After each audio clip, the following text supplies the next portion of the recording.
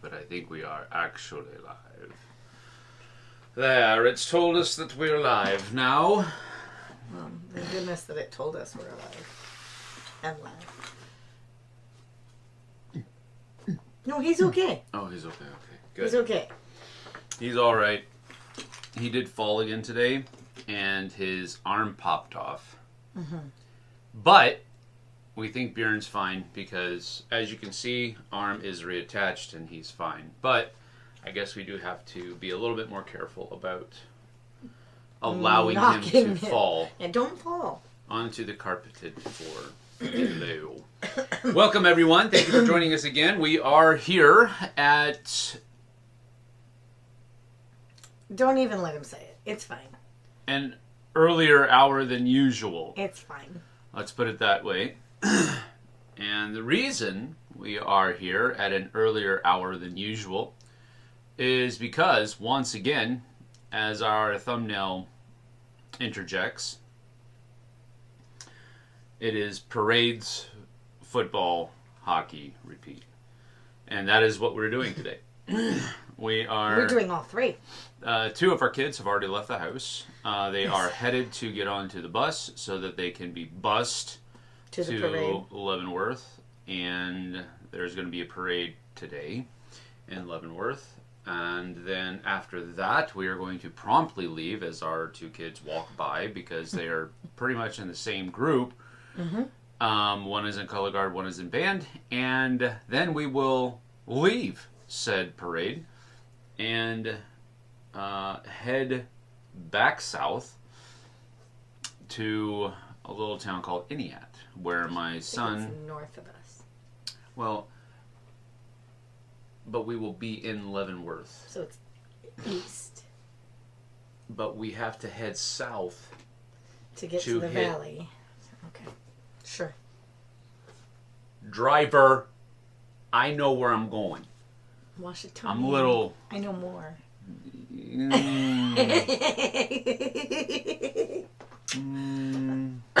Totally know more. Wasn't it Daphne the other day that was like, wow, you took the long way, Mom? I don't know what you're talking about. Sam wouldn't have gone this way because it takes too long. That was your daughter. Thank you very much. I'm just saying. Anyway. Then we drive from there. So we go to Iniat for a football game, and then we go to a hockky game. Mm-hmm. And there's literally no stop in between any of them. Yeah, she has already got our Wenatchee Wild bag with all of our cowbells and our season ticket passes. We're big fans of cowbells. That kind of stuff. Yeah, they're fancy cowbells.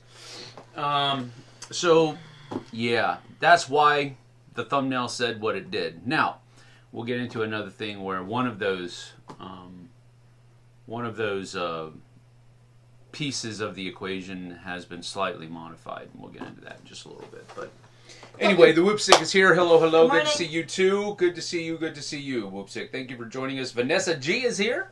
Good morning, Sam and Jessie. Yes, it is still technically morning here. I know it's because we are here so early. It's usually your afternoon when we're doing this, but because of our increasingly filled schedule, or should I say schedule, then we are... It took us like 4 minutes before you started a voice. That's because I'm tired. That's what I do when I get tired. Came back to bite me when I was in England, though. I think I might have pissed some people off. Because here's the thing, and I know it's a real thing, and I don't remember what they call it. Maybe when Kabuki Kid shows up, she can tell us what it's called because she knows everything, and then some. But whenever you are in a place that has a different accent than you do, you begin to pick up that accent. Some people do more than others. I'm one of the people that do it, apparently too much, because I think I pissed some people off. I had one guy, he's actually a really good guy, but I maybe I got under his skin, maybe I didn't. He's actually a cool guy, though. But I had one guy that's from Scotland, when I was over in Birmingham for UKGE, I was walking out of either I was walking out of the hall or he was walking out of the hall, but he yells at me, "Scottish people don't sound like that!" And inside I kind of laughed a little bit. Because at least in my head, maybe not my voice, I understand, maybe I don't do good Scottish accents or whatever, but in my head he sounded exactly like I try to sound whenever I try to do a Scottish accent. But I understand, I could just like murder it, and I get it, I absolutely do. I can't for the life of me, and this is the weird thing, I can't nail down an Irish accent. And that's my heritage.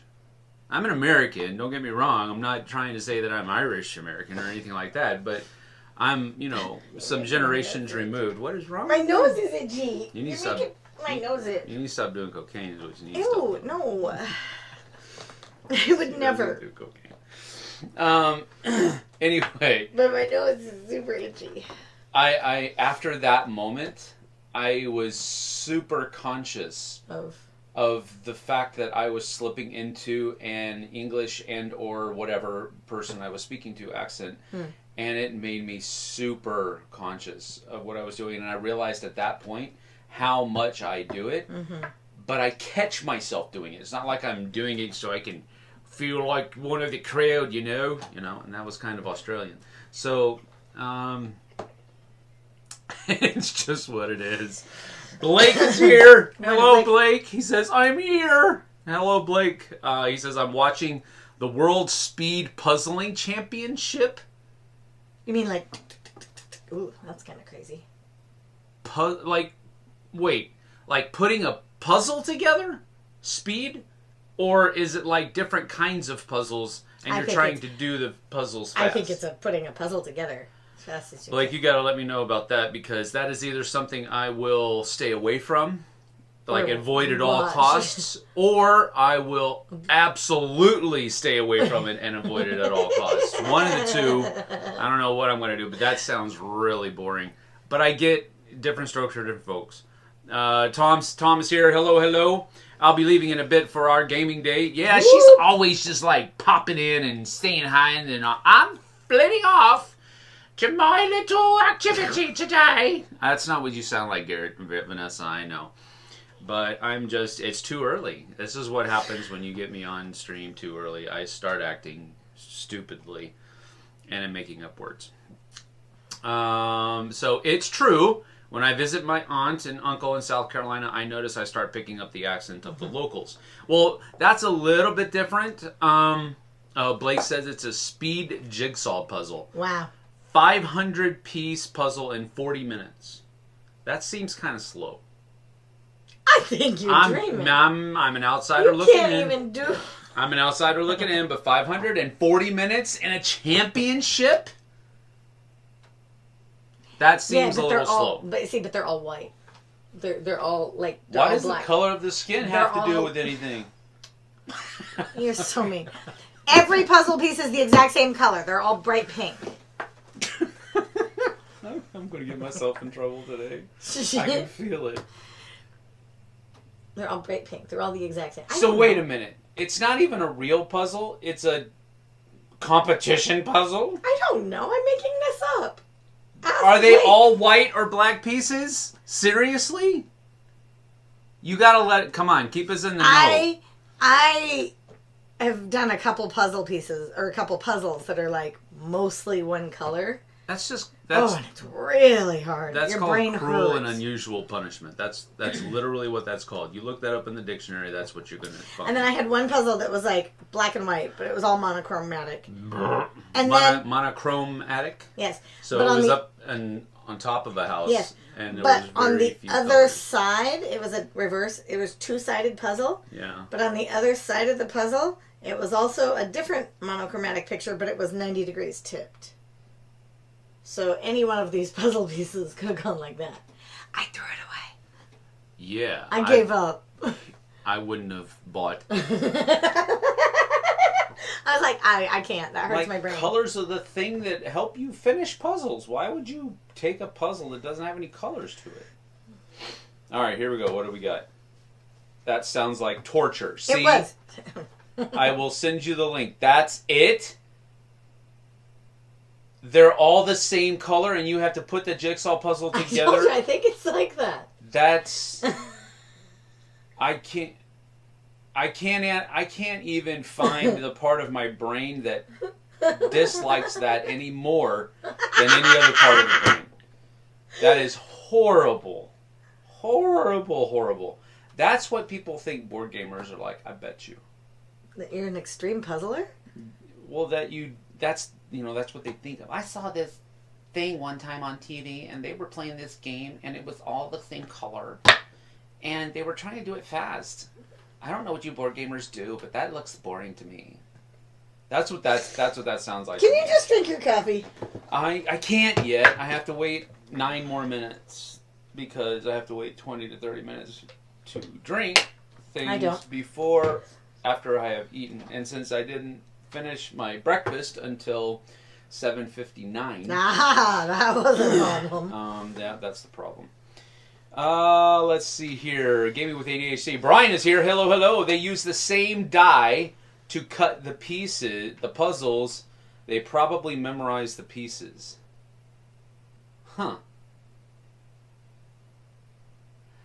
That seems like cheating. But I guess in a Rubik's Cube, you memorize the pattern. But see, that's what I'm talking about. If I'm going to, watch I guess technically speed Rubik's puzzling. It's an algorithm. Whatever. It's insert nerdy word, and that's what it is. So, in a Rubik's Cube championship, they're done in seconds. Yeah. I mean, it's like... Yep. And they're done. Yep. And then these yahoos are like, well, I can do a puzzle. A jigsaw puzzle, sir. A 500-piece jigsaw puzzle. In no less than 40 minutes. And a Rubik's Cube guy is like, that's cute. I don't know. Let's see here. They did a not necessarily true gaming with ADHD. Oh, so not necessarily true that they memorized the pieces. They did a round puzzle earlier. Oh, yeah, I've done a round puzzle. And also a panorama. Ooh. What is a panorama? Well, I know what a panorama is, but in the puzzle world, what is a panorama? Is it the same thing? So it does have a picture. I think so. It's not just like white pieces. I don't know. I did a puzzle with no edge one time. No, the puzzle isn't all white. Okay, good. Is fall upon you over there, or is it still warm down there? I'm wearing jeans today. Where are you at? We are in the northern recesses of America. Where is Terrier Halo from? We're just starting to get into fall. It's not. It's been sweaty. The high has been dipping into the 70s and high 60s. Right, and today we're like low 60s. Of course, because we're outside the whole time. I know what panorama means, Blake. That's what I said too. Blake says panorama is a long, skinny puzzle in the puzzle world. He didn't say in the puzzle world, but you are just terrible today. I am. I'm being a little. You can't drink your coffee. Not yet. I got 6 minutes. Let's see. Yes. So yes, Terrier Halo. It is fall. It has kind of cooled down a bit. Yeah, I'm grateful that we're not 80 anymore. Yeah. I was really.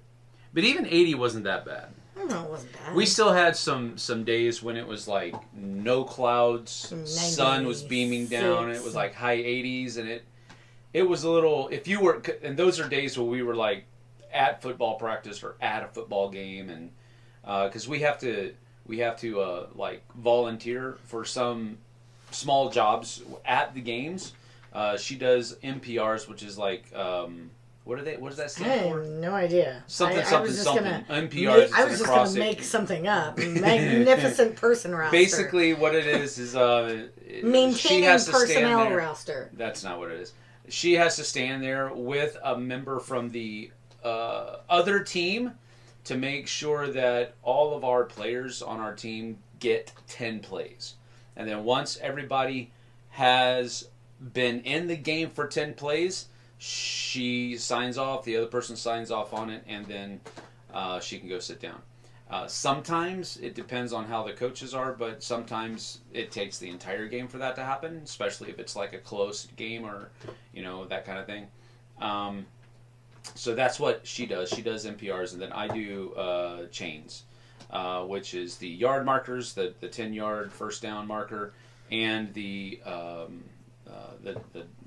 actual down marker, and then the chain, the flags. So I'm one of those 3 people. That's what we usually do. We have to do that today as well, because it's a home game. You don't have to do it on away games. But anyway, that's... So when we're in situations like that, the sun's out, no clouds in the sky, 80 degrees, it still feels kind of warm. But now, into the... I'm looking forward to being able to wear my sweatshirts. I have a lot of sweatshirts. I'm ready to wear them. We already have. Yeah. We already have kind of, last week for football practice.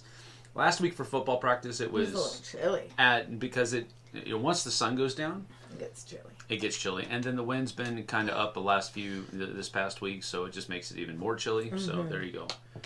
And then today, what were you going to say today? Did I tell you it's supposed to rain at the parade? Yeah, you told me. You told me last night, and I was able to think about that. You were able to process that. Yeah. They said showers, so it won't rain. Showers. We have been at one of the parades. That was last year. Right. Poured down rain. Yes. Cold. Yep. Freezing rain. Luckily, we had our canopy. But by the time the parade was midway through, we had probably, 30 people under our canopy. I wouldn't say 30. It was more people kept coming and coming and coming. It was just nasty. Pouring down rain. All right, so let's see here. It certainly feels like fall here, Vanessa says, but I'm in the northeastern U.S. Happy first day of fall. Yes. The winning time last year was 34 minutes. Wow. For a 500-piece puzzle. I like that. That 500 is like my perfect puzzle, but I do it over a longer time than 34 minutes. I take my time. Ravensburger makes a 35,000-piece puzzle. Holy crackers. It takes up an entire room. See, that's what I would want to see. I would want to see somebody do a 35,000-piece puzzle in like 20 minutes. And I'm like, you are a champion, sir or madam. I bet if you saw those videos, they'd be like... They would. It would be just like I'm talking about the ones right now. The 534 minutes would be like... I think it would be so fast. It would, but I don't know. Blake sent you a link. Going to... I think he's going to. Why did you give me a southern accent? Blake said.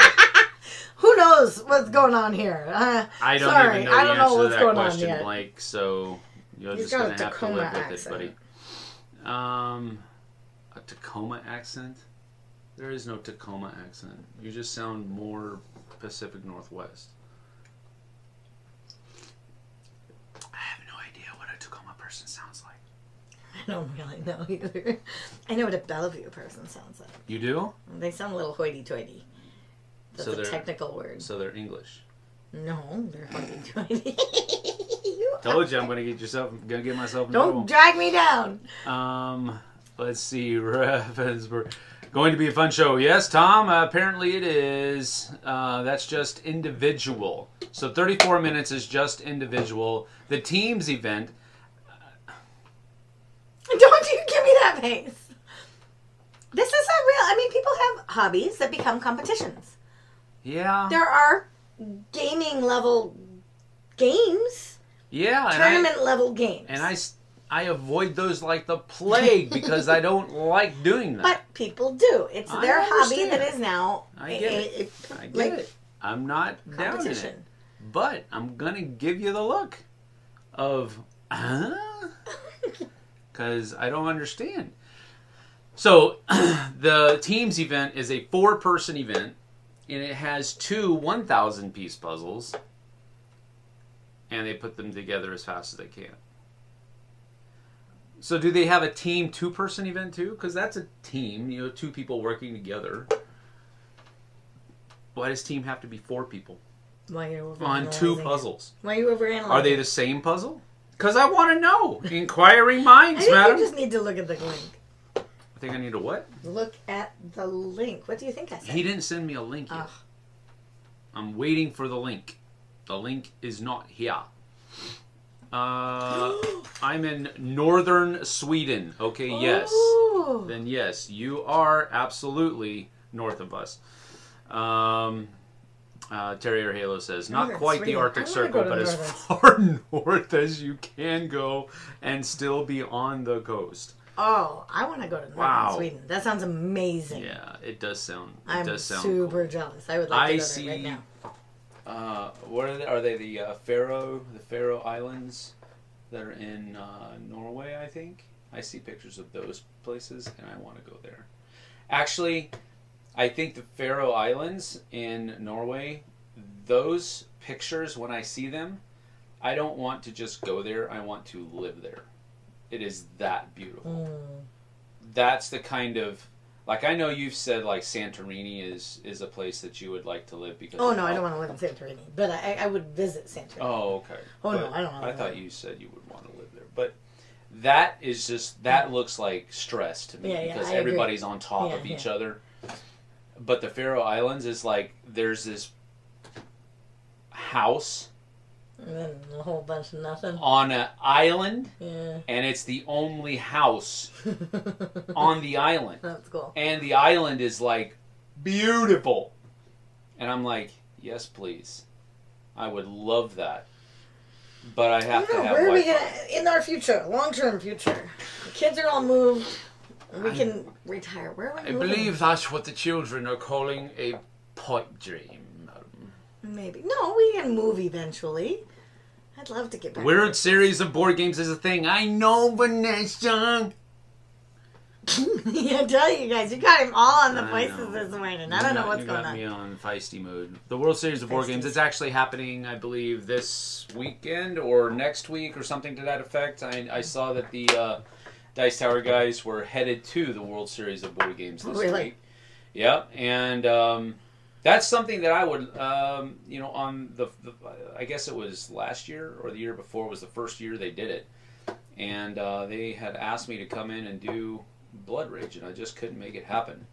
And they haven't got back to me yet. Now you need to call up and be like, I want to do it. Yeah, maybe, but it's one of those things where you want to be invited up. You don't want to be asked to come up. That's one of those things. Because if you're invited to come up, then that means you've got a place. If you're trying to,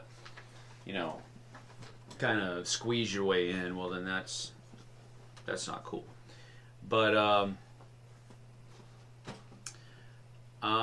that's the link. It doesn't look like it's letting the link happen. Oh, connect. We'll have to look at it later. But let's see here. They also have a pairs event, Blake says. They have individual pairs and teams. Nice. Individual pairs? No, individual pairs. Oh, pairs. Okay, commas Teams are important, Blake. I know you might be texting on a phone. So I get it. No worries. They're in the home stretch right now. Okay. The winning time, 38 minutes. A 500-piece puzzle in 38 minutes. That's some brain power I don't have. Yeah, me neither. I love a 500-piece puzzle, but it takes me a long time. Plus, I don't have a lot of time. It would take me more than 38 minutes just to get the outside done.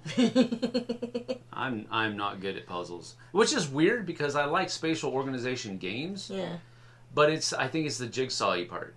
Where you have weird shapes meeting together at the different pieces. I think that's the part we that played makes it a hard for spatial arranging game yesterday. Yeah, Wild Child West. Wild Child West. That was actually really fun. We did that live last night. Yesterday afternoon. And that's the second time I played it. I don't know how many times JT has played it. That's the first time you played it. I enjoyed it. You really enjoyed it. I enjoyed it a lot. Yeah. It's a good game, and I think we had done a couple of small things wrong the first time I played it, which threw it off a little bit for me.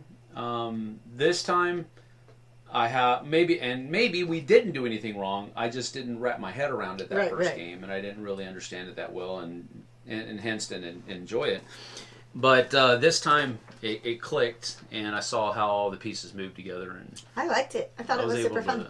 I still had the thing where, you know, I can't get what I need or what I want because either A, the die didn't roll to the right place, or B, some wiseacre decided to take the stuff that I needed like multiple times throughout the course of the game. I was taking what I needed. You have to understand that sometimes... Sometimes what? Yes. I've seen that picture. That house is used by biologists to monitor the bird populations of the island. Now that sounds boring. Well, that sounds like a misuse of such a picturesque place. Why should a bunch of stuffed shirt scientists get to be in such beauty just to do science? Actually, there's a lot of places in science that are maybe they do live there. Beautiful. I don't know. Let's see here. Terry or Halo, have you visited Iceland? Oh, I want to so much. You might like that. Of course, northern Sweden is pretty isolated too. Yes, I want to go all of those. That's on my list. You made my heart sink a little bit because I've always wanted to visit Iceland. Yeah, me too. And I had the opportunity to visit Iceland. And I didn't. I couldn't. And I haven't been... Again, it's one of those things where I haven't been asked I was like, make the connection, start saying, hey. I don't have the connection any longer. I don't know where it is. I don't remember the name. I don't remember the we'll people. I don't have that... But yeah, they invited me to come because I'm so big on Vikings, and their con that they have in Reykjavik is like let's just make it happen. Viking centric, you know. I know the cat's in there. I go ahead. Let the smart cat out, as you were saying earlier today. That smart cat that commonly gets locked inside a room and then mews and mews and mews. Because the cat is like super sedentary when it wants to be, and so you'll like close a door. There's Max. And it won't. Yes, hello Max. Hi. Hello. Okay, you're going out. I know. That is our other animal companion of the house. Don't piss off Strider. What is it called? A Neva Masquerade? What is it? He's a Siberian. Siberian Neva Masquerade. Siberian Neva Masquerade blue point coloring. A what? Blue what? Blue point? There's no blue on that thing. That's his coloring. It's a blue? Yeah. There's no blue on that. That's what it's called. It's gray. I'm not a breeder. I don't know the names of things. It's just, he's a Siberian. He's a purebred Siberian Neva Masquerade blue point. Blue point. He was a very expensive kitty. But he is hypoallergenic, which doesn't really affect any of us because none of us are allergic to cats. I don't like that word, by the way. Hypoallergenic? Yeah, because it's too close to hyperallergenic. And it means quite literally the two opposite ends of the spectrum. And it's because of 1 to 3 letters. I know, I understand that. I hate that word. He's supposed to be non-allergen. Causing. If you are allergic to cats, you are not allergic to Max. Right. Generally speaking. Right. You may still have a reaction, but it will not be as bad of a reaction as you normally would. We had one of Daphne's old friends when we lived on the other side was extremely allergic to cats. And she used to come into our house, and with our previous cat, within 10 minutes of being in our house, she's puffy and sneezing and Benadryl and not doing good. And then we got Max, and he's fluffier than our other cat, and he's this big fluff ball. And she would, like, bury her face in the cat's belly. Yeah. I'm not laughing at you. And then, I know. And, like, hours of, like, oh, kitty, kitty, kitty. And then finally at, like, 11:30 at night, she was like, I think I need to take a shower. Just to kind of get a little, wash all the stuff off. But she never got to the point where her eyes are puffy or she couldn't breathe or anything, so. Yes, you could generally pet... Vanessa is apparently allergic to cats, and she said, I could pet Max without sneezing. And that is probably true. What I was laughing at is that Terrier Halo says, up here we have the expression, a three-corner house. Before you read, give an idea. What would you call a three-corner house? I don't know. Just... What would come to mind if somebody says I live in a three-corner house? I would say that 3 corners with windows, like views. 3 corners with windows. With views, specifically. With views. With views, specifically. Well, actually, a 3-corner house is. It does have to do with a view. Yes. In mind. He's got himself up. You gotta get. It says a 3-corner house describes a house where you can go urinate behind at least 3 corners of the house without disturbing the neighbors. So that's a lovely thing. It still has to do with the view. Let's see. Funny. I'm that's allergic to nature, pollen, and grass. Oh, wow. That's like everywhere. Do you have to take... I mean, is it like a touch thing, or is it just being around? I mean, I get pollen is like airborne, but I mean, do you have to like touch grass, or do you just be around grass and have that reaction? I'm sorry, that sounds like a very difficult existence. So, a question based on my trip to England, Gaming with ADHD says, Brian asks, do you think the globalization of the games market, in parentheses, Asmodee, has been good or bad for the unique local games market? He says, I went to a few shops but couldn't find hardly anything that I couldn't get from home.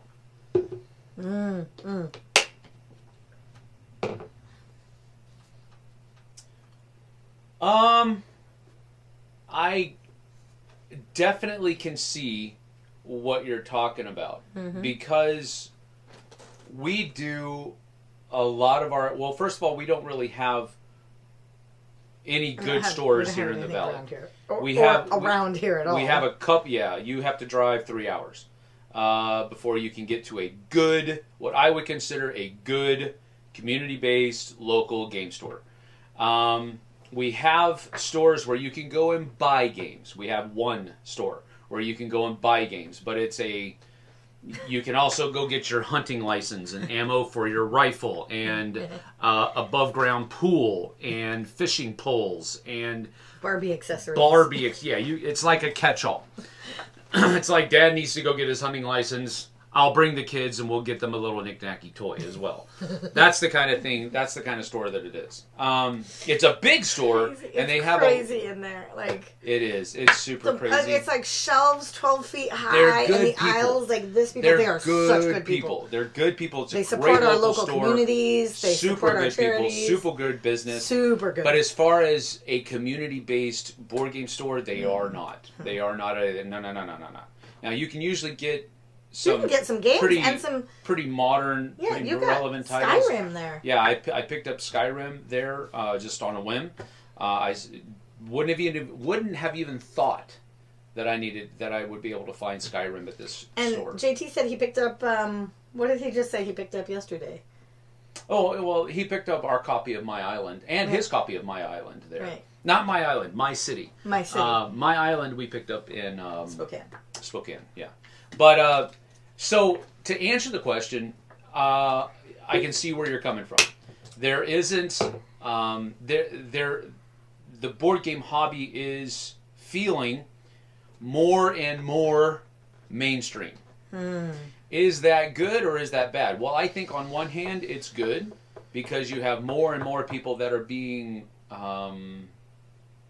introduced to the hobby by seeing it in all of these different places. We were in a Barnes and Noble a couple of weeks ago in the Spokane Valley that had a great selection of board games. Yeah. And I mean, this is coming from a person who walks into a board game store with a critical eye and nitpicks at things there. Barnes and Noble had a board game section that puts to shame some, I don't want to say many, but I want to say some board game stores that I've been to. And so I'm like, is this good? And I think yes, in one respect it is good, but are you going to be able to find those are you going to be able to see the nuances from town to town? Because you can basically find the same things everywhere right now. You can find the same things that are in Target, anywhere online, and at most board game stores. Though I think and I think only board games are experiencing this, and I'm just going off of experience. I've not done any research or anything like that, so this is all kind of anecdotal. But I think board games are like that. There are fewer and fewer titles that I would consider designer board games. A lot of them are getting into the mainstream because board games are becoming more popular right now. But I think where the division really still happens is when you get into the tabletop war games, Warhammer, I can't remember names. 40K, Lock and Load, is that one of them? I can't remember. But, all of those tabletop miniature war games, that still has a very much of a niche market. Whereas board games, I think, are becoming a little bit more out in the open. The veil has been peeled back that far, and it just hasn't gotten to those other parts of the hobby yet. So Blake says many of the local stores are partnering with, or local producers even, and indie producers are partnering with those bigger companies. And with Kickstarter, you see smaller publishers. So it's just being around. Mowing the lawn is fun. That seems like a super out of context statement. I don't understand how that happens. We don't really have any game stores in Tacoma either. Is Blake okay? Because he's like saying... It's just being around. Mowing the lawn is fun. We don't have any game stores in Tacoma either. Maybe he's doing voice. Maybe he's doing voice to text and was talking something else. I don't know. Sam just described Walmart. Yeah. Our local store here, literally. I mean, it is. It's one of those things I wish you guys could see.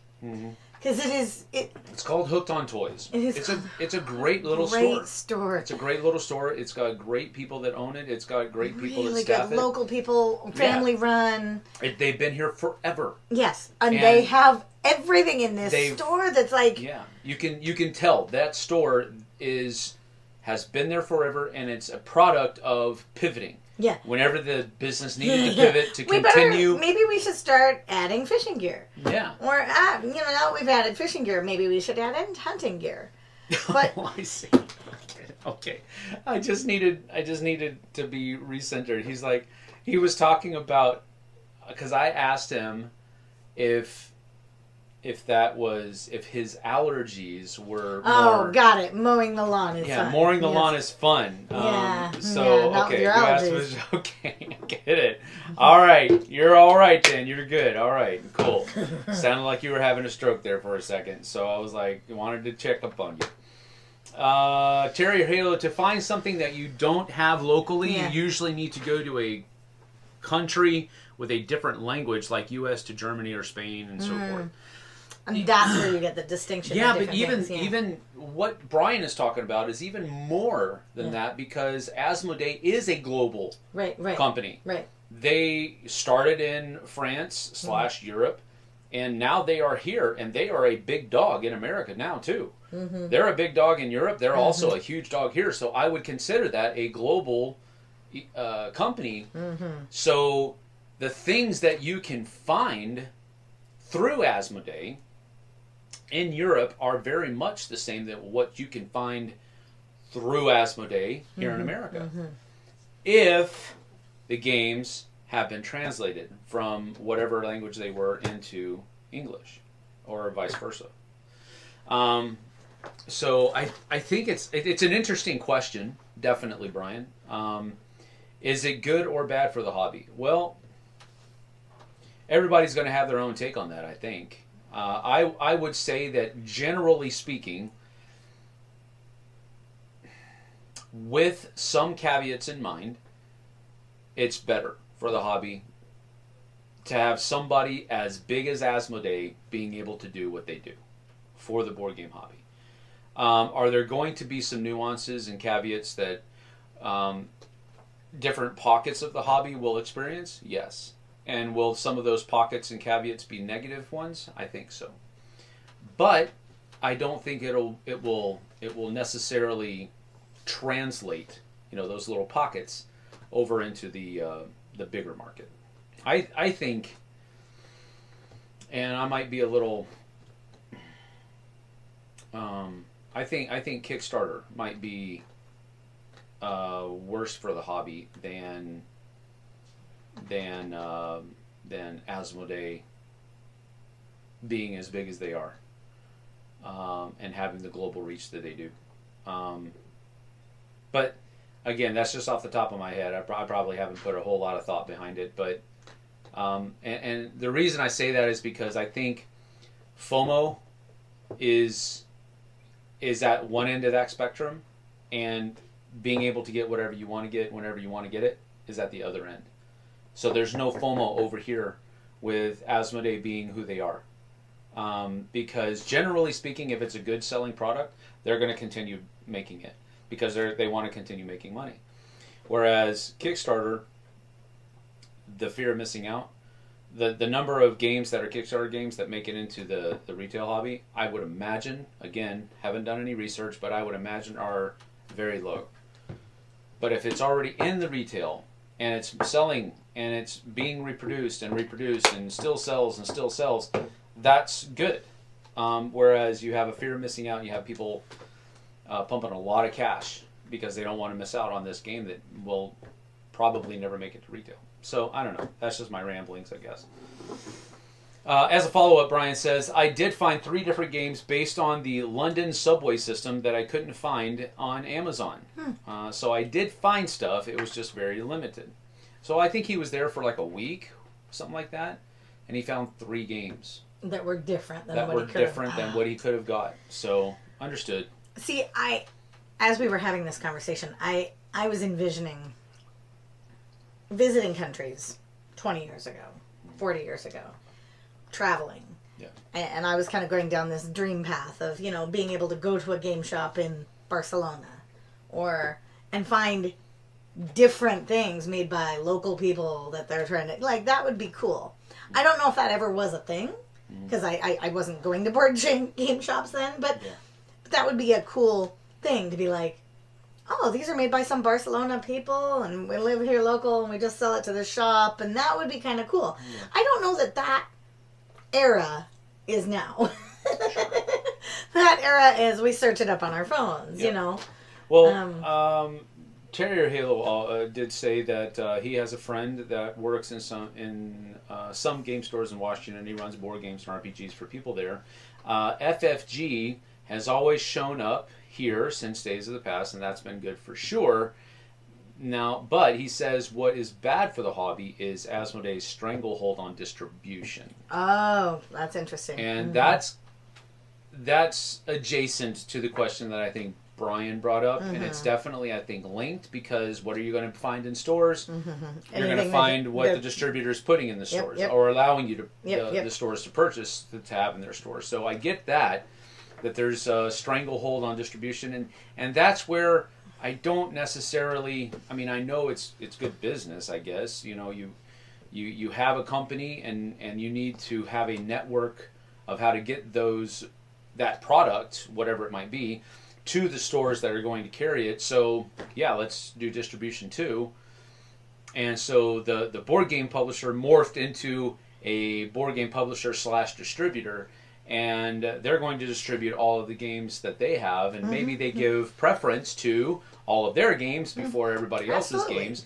Or, hey, we'll just make you part of our conglomerate, and now your game is part of our games, and now we'll carry... So I get that. There's a very monopolistic feel to it. And I get how that makes people nervous, and there's some things there that if it's not Asmodee, then I have a hard time getting it. And if that's the kind of stranglehold that they have, then yeah, that is not good. Right. That is not good. But that's why I said I think there's going to be pockets and caveats of negativity that are in it. But I think overall, big picture type,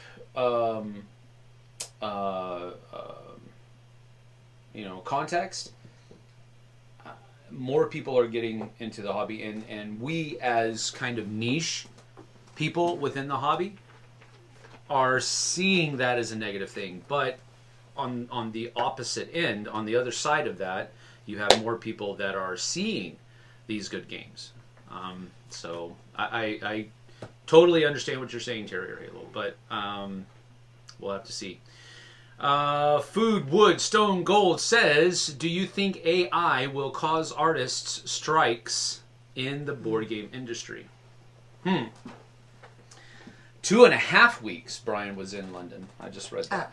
So much to catch up on Women Chat. We will, Brian. So going back to, do you think AI will cause artist strikes in the board game industry? I will confess, I have not really paid a whole lot of attention to that situation that's going on right now in the board game industry, where you have board game publishers that are basically, generally, I don't know to what extent they are doing this, but what I gather from the bits that I have listened to, I just watched a short video that Rodney put out that was an addendum to a longer podcast, I think, that they had done a week or so earlier. But from what he said, apparently there are people... Well, the way AI works is that you have to feed the AI data. You have to give the AI something to go off of. Otherwise, the artwork they come up with is just like unnatural and stupid looking. And there have been a lot of memes that have been about that. But if you feed them the right kind of data, the stuff they come out with is amazing. It's amazing artwork. But it's using the data that somebody else created, that it has been fed, to bring about this new product. So the instance that Rodney brought up, and I JT and I were just talking about this yesterday before the live stream, because I was watching it as he got here. And what if a publisher wants to make a publisher, or maybe if it's even a designer has a game that they say, wow, it would be really cool if insert artist's name did the artwork for my work, for my game, but I can't afford them. I just wouldn't be able to afford it. So I'm going to take all of that person's artwork that's out there in the wild, feed it into the AI, and then tell the AI to make me a board game with artwork on it that has insert person's name, style. And it'll do that. And it'll have a game that will very much look like that person's artwork. But it's not that person's artwork. Is there anything wrong with that? And I'm kind of on Rodney's side here a little bit, where it's, legally, no, there's nothing wrong with it, because the artwork that was generated was not generated by insert artist's name. It was inspired by. How far down that line do you want to go, right? So the question is, Do you think artists are going to start striking in the board game industry? That wouldn't surprise me. That wouldn't surprise me. But I will say this, just like with a strike, that where you have people picketing, what's to stop that company then from just hiring people? That's the same with any strike. To replace those strikers. That happens. It's called crossing the line. Yeah, it happens all the time. It happens all the time. So what's to stop board game companies? If artists start striking, what's to stop board game publishers from simply saying, okay, we're just going to go with AI then? Because the technology is here. That's another thing that Rodney was saying. The technology is here, and it's probably, it's not going to go away. It's going to be here. And another point that Rodney made, and I agree with him, is that, how can you battle this? You as the consumer are the ones that can battle this. Yep. You can simply say, okay, this game was made with AI artwork, so I'm not going to buy it. I mean, that's generally how that kind of goes. And you've always had that power within your pocket. Always. You always have. I don't like this company for XYZ reasons, so I'm not going to spend the money. I don't like the decision that they made for XYZ reasons, so I'm not going to spend my money there. So I would say, rather than passing the buck to the artists and say, well, hey, when are you guys going to quit working so that the publishers, get wind of the fact that we don't like what they're doing? Instead of passing the buck to the artists, I think it's your job as the consumer, my job as the consumer, if this is something that you feel strongly about. Maybe it's not, but if it's something you feel strongly about, that's how you cast your vote. You just stop spending money with those people. And I'm not telling you to, go on a tirade. I don't know companies that are doing this, and I don't know companies that aren't doing this. All I know is, if Vincent Dutrait has artwork on a board game, I'm probably going to buy it.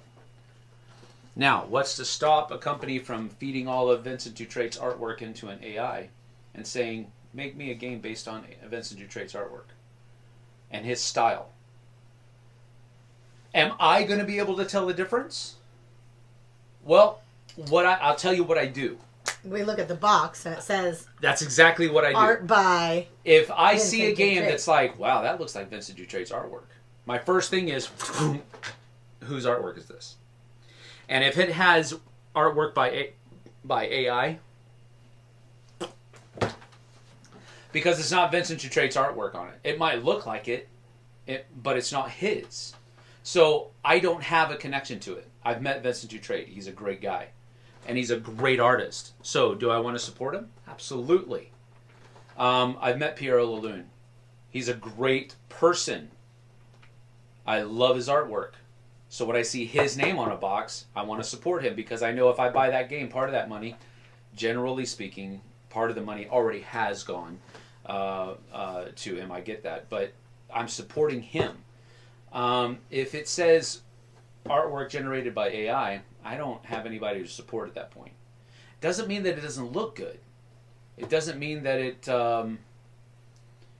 isn't something that I would enjoy playing, but I'm not supporting anybody at that point.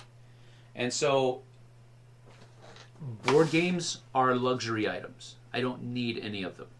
Now, you might say, well, you have a business that's kind of built on having board games. Yeah, I get that. But I can choose. I can pick and choose what we cover on the channel. So I don't need all the board games. I don't. So you're being very quiet.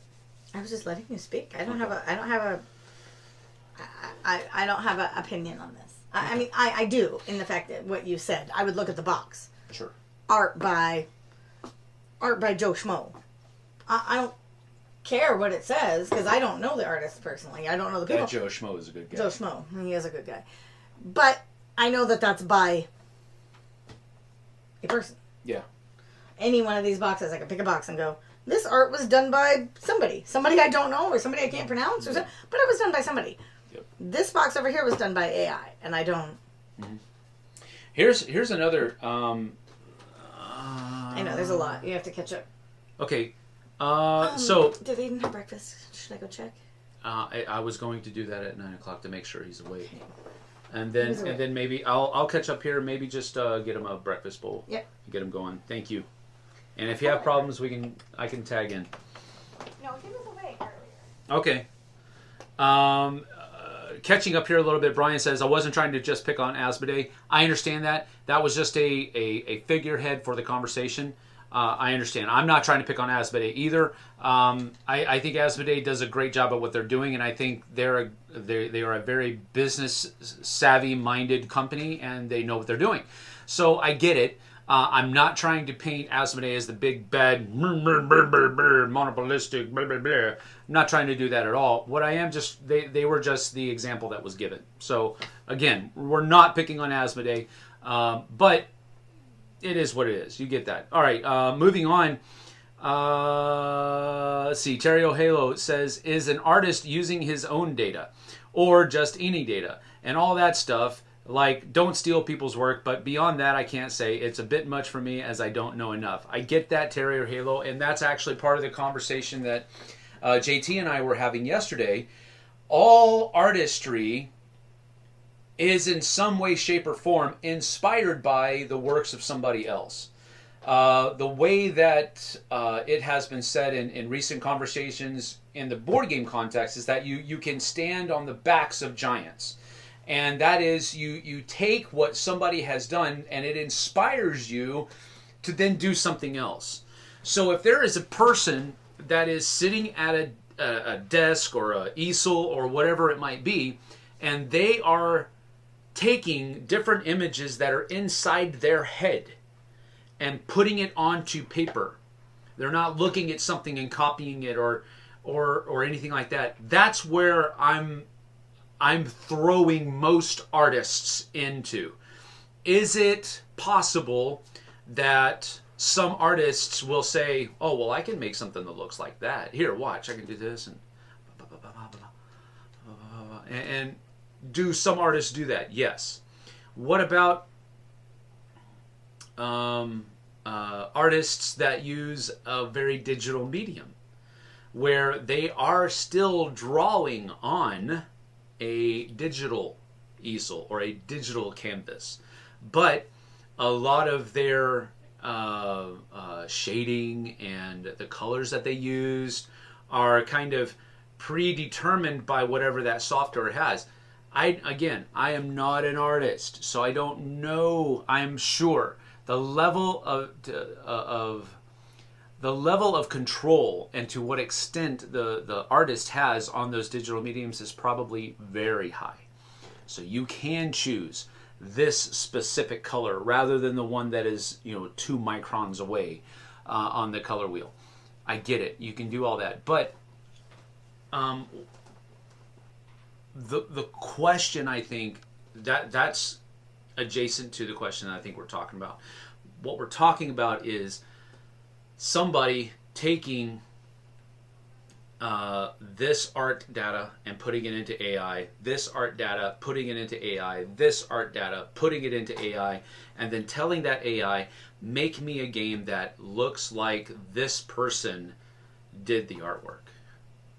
And then that AI system spits out a bunch of really nice looking artwork that is done in the style of the artist, the human artist, that it was told to mimic. And then that is used to publish a game rather than going to said artist and paying that said artist money to do the same thing. I can say that in my small experience, again, this is anecdotal, the use of AI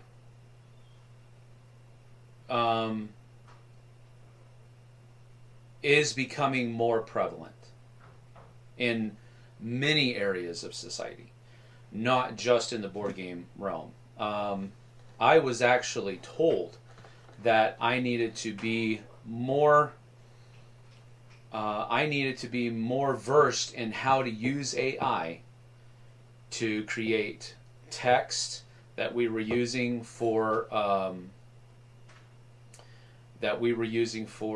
social media posts, even Kickstarter updates, those kinds of things. And those are that just didn't ring very true with me. That felt kind of, it's almost like cheating. It felt like I was cheating at my job, and I didn't like it. So that's not disparaging against the people that were telling me to do that, because they were simply seeing a trend and they didn't want to get behind the ball. They want to stay ahead of the curve, if I can use that phrase. So it's not just artwork. It's also talking about text. It's also talking about, and whatever text you're talking about, marketing, newsletters, you name it. And I got to tell you, the stuff that AI comes off with text is it's really good. You still have to read through it and you still have to edit it, but the bulk of the writing is done by a machine. Now, to me, personally, the knowledge that this came out of a machine makes it feel less personable, in my opinion. It feels like a script that was generated by a think tank, not by a person putting their heart, soul, and mind behind that writing, whatever it is. So I don't know. Well, the whole thing makes me feel uneasy. The whole thing. Whether it's talking about artwork or text or marketing or whatever it might be, it all makes me feel uneasy. Because, back in the day it was, hey, we have this new robot that can do your job on the line. The assembly line, whatever it might be, in some factory somewhere. And so, hey, have a good day. Here's your pink slip. Wish you the best of luck. But we have machinery now that can take your job. It makes me feel uneasy because you're taking the human element out of the picture. And I don't like that.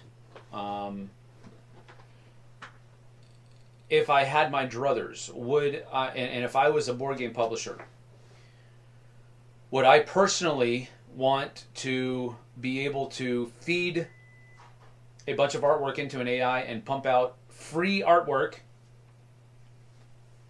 and make a game that looks pretty good based on that? Or would I want to hopefully have enough money to where I can say, Joe Schmo, as Jessie put it, I really like his artwork. I want his artwork on my board game, and I'm going to pay him to do that. I would much rather do that than do the other. But at the same time, I see the draw of the other because I can save money, and I can have a higher overhead, not overhead, but I can have a higher ROI, return on investment. Look at me throwing acrostics around. Hey. So I get the draw. I get the attraction. But I guess I'm not in that position, and I'm glad I'm not. Let's see here. Is an artist using his own data? Yes. We need to vote with our dollar. That is correct, Ryan Moore. Down with creepy AI. Some of it is creepy. Like, people have more arms than they should, more fingers than they should. It makes mistakes, but there's a lot of really good work out there that comes out of an AI. It looks awesome. I see some of there's like tattoo AI tattoo artwork, and you can feed in. I want a Viking warrior with whatever in the background, and it'll spit out a huge tattoo that looks really good. Is everything okay? Everything good?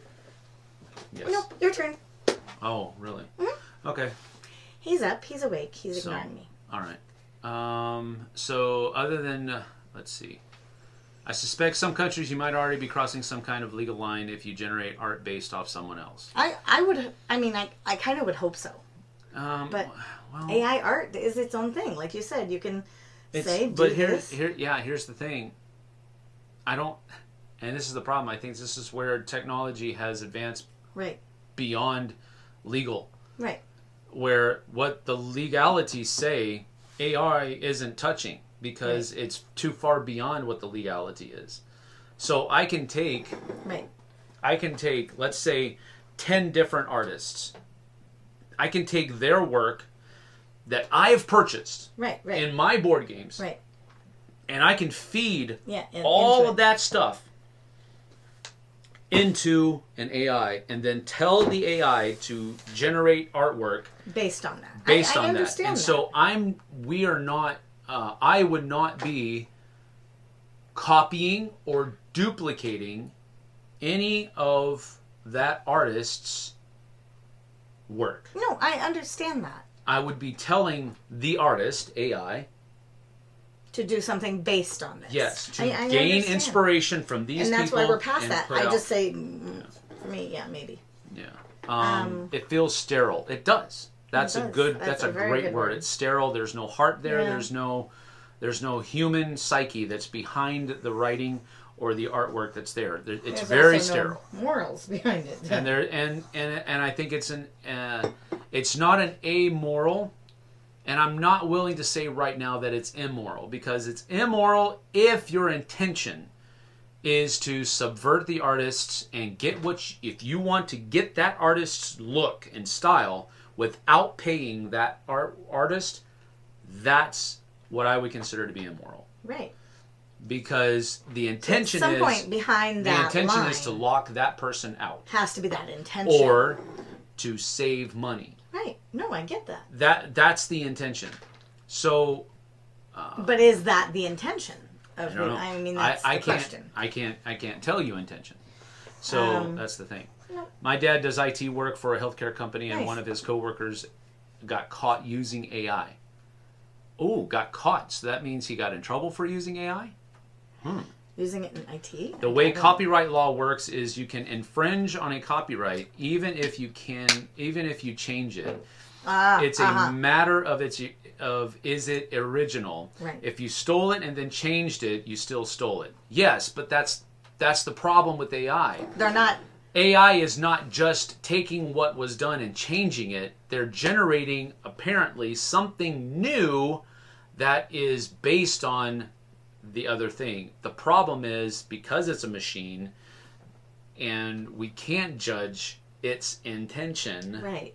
It only does what it's been told to do. But then you have to reflect upon the intention of the creator. Right. Or the data inserter. Oh, he said, I said he got caught. I never said he got in trouble. Oh. But if you get caught doing something, it means that you were possibly doing something that you shouldn't have been doing, and hence got caught doing it. And if maybe he didn't get in trouble, but maybe they said, hey, maybe don't do that anymore, or whatever. I don't know. We'll see. Go get him to eat his breakfast. I will. He's just... Okay. Well, have fun taking control of this. Yeah. Great. Thanks, honey. Yeah. So you can go. I'm gonna actually scoot closer. You can do an unboxing. I can do an unboxing by myself. I don't like to do anything by myself. I'm a people person, and I like to be with my people. Sam just tells me what to do. He says, grab that box, and I hand it to him, and he does the unboxing. So, there's that. He's also, I'm actually really good at talking to myself. I do it all the time. And I am talking to you guys, but,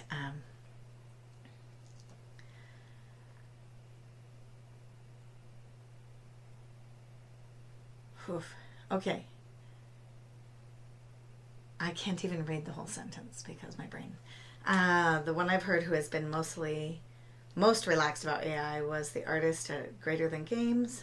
Not that he liked it, but that it will probably just be another tool down that line. Valid.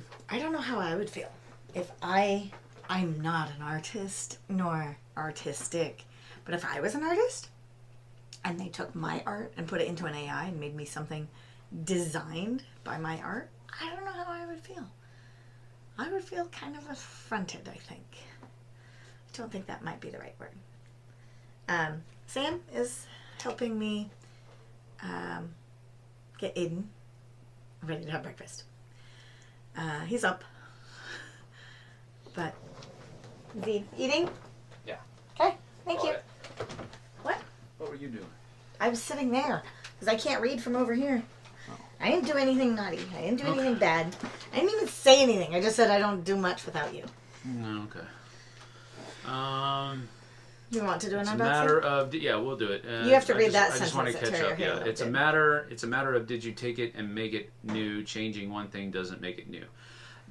I understand that, Blake, and that's if a person is doing it. And if I take a picture and I change the shading or the shadows or the lighting or whatever it might be, if I change one thing on it, that doesn't make it my work. I understand that. But in an AI, they are not just changing one thing or this. They're taking everything. And again, if I'm understanding the thing, maybe this is just my perception, but they take everything that's fed into it, dissect it all. And then there's pieces all over. There's data everywhere.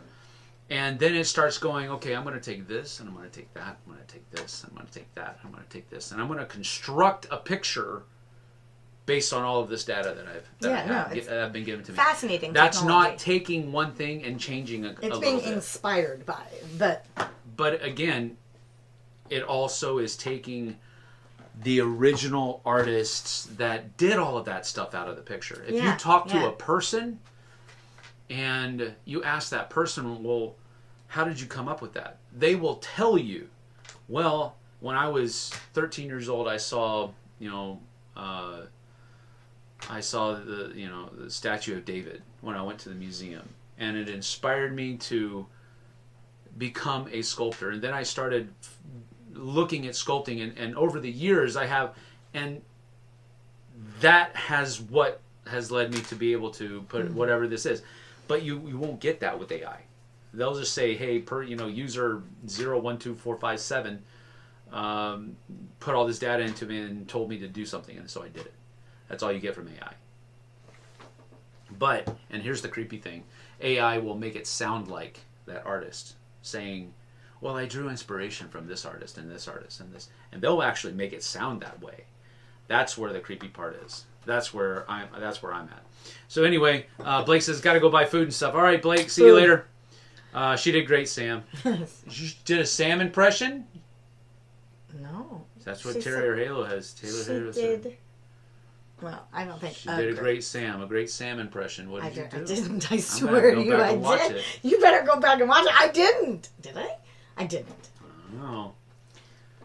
You can't judge the machine's intention, but yes, you can judge the person. The one I've heard who has been most relaxed about AI art was the artist at Greater Than Games. Not that he killed it, but that it will probably be just be another tool down the line. Well, here's the thing.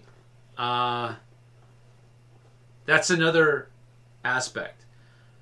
What if there's an artist that is using AI to help him create art? Because that is a thing. What if an artist says, hey, use the works of Michelangelo and the works of blah blah blah and blah blah blah and blah blah blah, use all those people and come up with this and that in this situation and in this context, and then he takes that and does his own things to it. What is that? What is that going to be? Is that an original artwork by this artist? Does he have to give credit to AI? This is a strange. This is a whole new world. This is a strange conundrum that I think that we're entering into, and I think this is just the tip of the iceberg. Honestly, he says I did a Sam impression. Wow. I'm telling you, if you're taking data from multiple artists, shouldn't you pay royalties to them? There has to be a way to find out from AI generated art. Why doesn't it work that way? I don't know. That's my thing, and that's why everything that I'm saying here is anecdotal. It's not really a basis in fact anywhere. I'm off to play some Marvel Champions with the wife. I'll watch unboxing later tonight. Have a good one, people. See you later, Terrio. Take care. Terrier Halo. I put Terrier Halo together and came up with Terrio. Terrio. That's your new nickname. There we go. All right, here we go. We're going to do some unboxing. We're going to do one from Capstone Games. Capstone Games is, they sent me, they did a game called Irish Gauge. Way back in the day, I reviewed that for the Dice Tower, and got in touch with them. And they have a couple of more games in that series, the Iron Rails series. And Which one do you want? either you pick. And so I've they're been going to both places. Well, there you have it. going with this one. They're going to.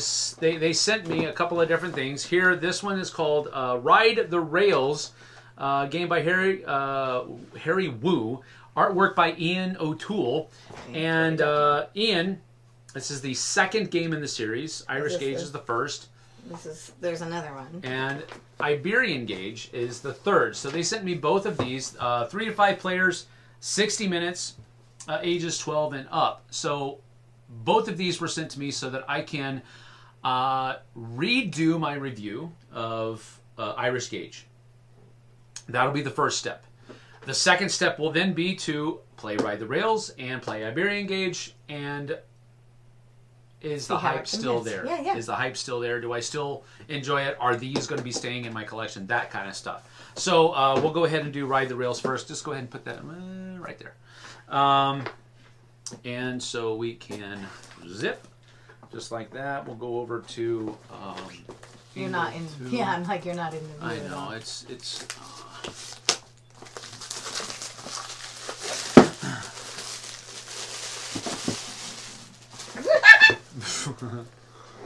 All right, so I did that really far down. So here we have.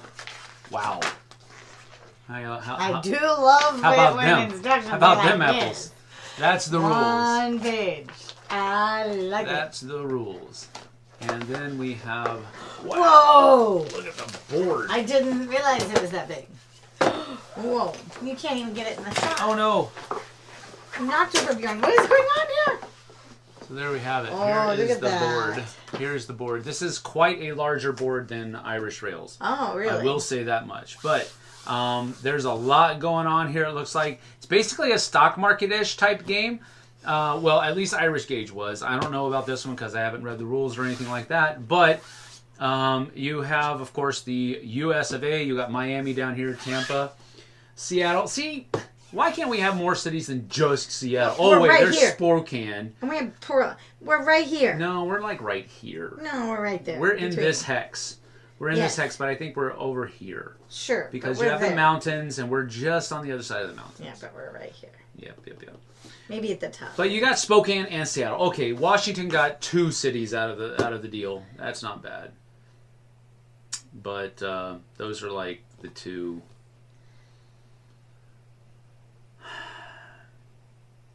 Blah blah blah. They're Cities. the biggest cities in Washington State. There we go. Is that what you were trying to say? Yes, Henry? that's exactly what I was trying to They're say. the largest population in the So there you have it. Washington State. You got Chicago, Detroit, Buffalo, Green Bay, bleh. Milwaukee, or Milwaukee, Minneapolis. So let's see what's here. See, here's the thing. Texas only gets 4 cities. Come on, Dallas. Bleh. Sorry, at least you're in Texas, but bleh. Why don't they have San Antonio right there? Because San Antonio is super better than Dallas and or Houston. Corpus Christi is kind of cool because they've got the beaches and all that kind of stuff. El Paso is, yeah. San Antonio is the best city in Texas, period, bar none, and it got left out. But anyway, that is this. Oh, Box. I didn't know. Come on, lady. Wow, man. Why did you do that? Because I thought it would be cool. I mean, it is, but why did you do that? Look at them all. There's all these little dudes, these little meeple dudes. They're teeny. Yeah, they're little meeples. teeny thingies. That's pretty cool. But all these little trains, This is pretty cool. these are like super small too, but they're super cool. I like it. So that's cool. And then you have, I think, the wow, the cardstock is really nice too. This is all of the different marketing, stock market type stuff that's going on. So you have the different colors on the That's back, cool. and then That's what this There's is. this one page. Yep, one page of rules. And now here's the fun part that I didn't really think all this through. I was like, why? I didn't think all this through. I mean, it was cool. Okay, let's try this. Let's try this. Give me the box. Oh, I don't know about this. Give me the box. Let's try this. I think this might is be able to do a it. bad I idea. might be able to do it. Here, I'm going to lift this up. What's it? I'm going to lift this up, and you're going to... push underneath. Dear. See, look at that. Look at that. Try to tell me what's up. Try to tell me what's up. Close that right up. And get it right. And like this, and like that, and like this. Sure. Bing, bada. Oh, that's not. Yeah, that's not so. Okay. This is gonna get cleaned up later. Don't worry, people. He would never put a box back like that. No. That would make his brain bleed. Oh no. That's getting cleaned up. All right, so that's Ride the Rails, and let's go ahead and take a look at the other one. You want Iberian Gauge? Yes, Iberian Gauge. On the Iberian Peninsula. Trusty grapefruit knife. Let's see. If you're taking data from multiple artists, should you pay? Okay, we already rolled that. Hey, your dad posted. My dad posted where? Isn't Oh that yeah, Jack there you go. I'm off to play some Marvel. Okay, Dad. Hey, Dad's here. Thanks. Jack Healy is my dad. So everybody say hi, Jack. Hi, Jack. He is my dad. He lives on the other side of the country, unfortunately. We're not doing the. Oh, you gotta get up there. Picture, Sorry, picture. can you see us? Yeah, there you go. Hey. Let's see. He says, like the direction of the AI discussion, we all see the conundrum of the slippery slope, ethical, legal implications. Interesting to hear gamers' perspective. Thanks, kids. You're welcome, Pops. Oh, no, I'm not going to call you Pops. No. My kids call me Pops, and I don't really like it. I don't mind it. Really? Like I know they call you Pops. I don't like it either. My dad is Dad. Yeah. Actually, he's still Daddy sometimes. Oh, no, you're not Daddy. You're Dad. My dad, I say Daddy.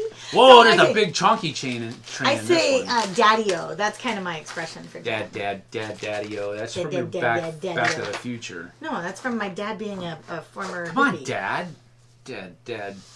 Daddy-o. I mean... Oh, no, this one is so much different than the other one. It is already, because it has different components. So these are all popping out super easy, so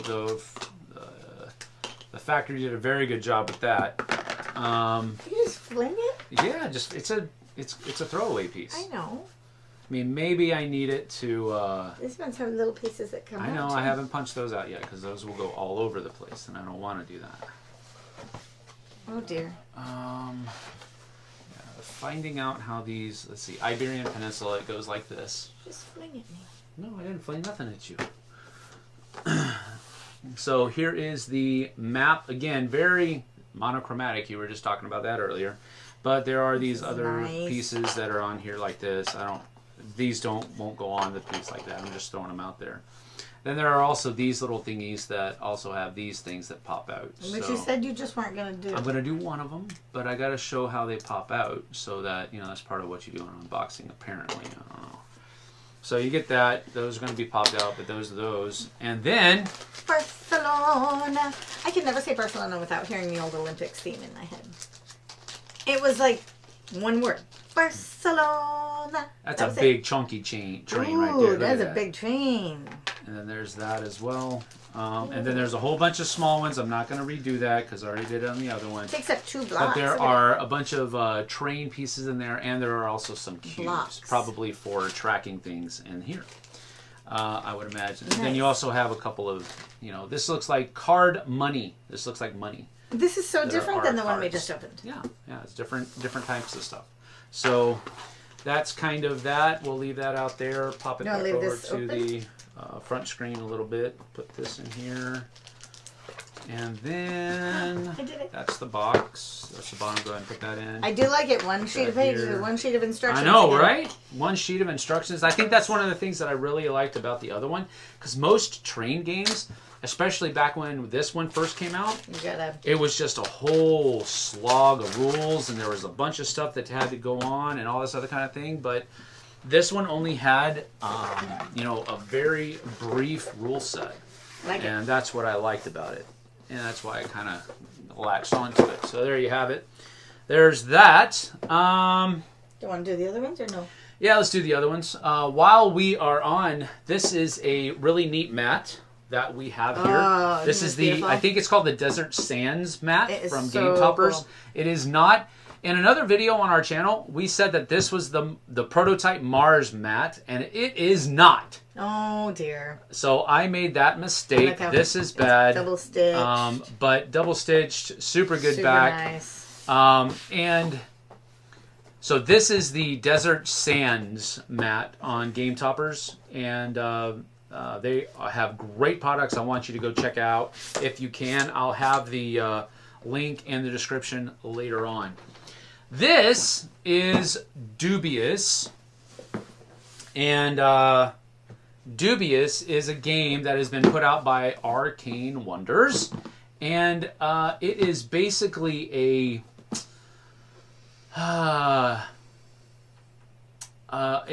social deduction type of game. Oh.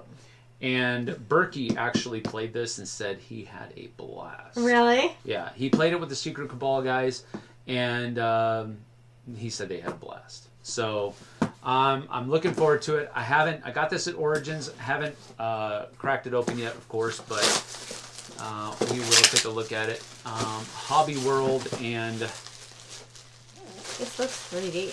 well, it's got it's not UV coating, but it does have some scratches on it. Oh. But it looks like 3D. Yeah, but it's cool. Dubious. All right, so basically, just to read here, it says, doubt is in the air. How much can you tell about a person from their clothes or mood? Is it possible to work out their occupation or secret by what they have in their bag? That's what you'll have to do. Answer 5 questions and listen carefully to what others have to say about themselves. Try to guess who's who and become the shrewdest detective ever. Oh, interesting. So it's like a competition, and you're all trying to this is pretty cool. I don't know if I can see that. All right, look at that. That's neat. So these are some screens that are out there. So that's pretty cool. Look at that. That's pretty cool. Pretty neat artwork. There you have it. And now I'm curious. I know. We said. Now I'm curious. Who's the artist? It's got to be in there somewhere. Okay. Publisher credits: game designer, developer, artwork. Artwork: Anton Kvasarov, Svetlana Pikul, Marta Ivanova. These are all Czech names. Uldrim and Oleg Yurkov. Those are Czech names. Well, check them off. They are made in Czech. So, but it does say artist.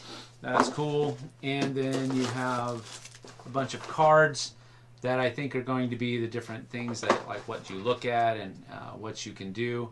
You're being followed by a monster. What do you do? So different questions that you get asked and all that kind of stuff. There's a lot of neat looking stuff in here. Ooh, These are some pencils. Pencils.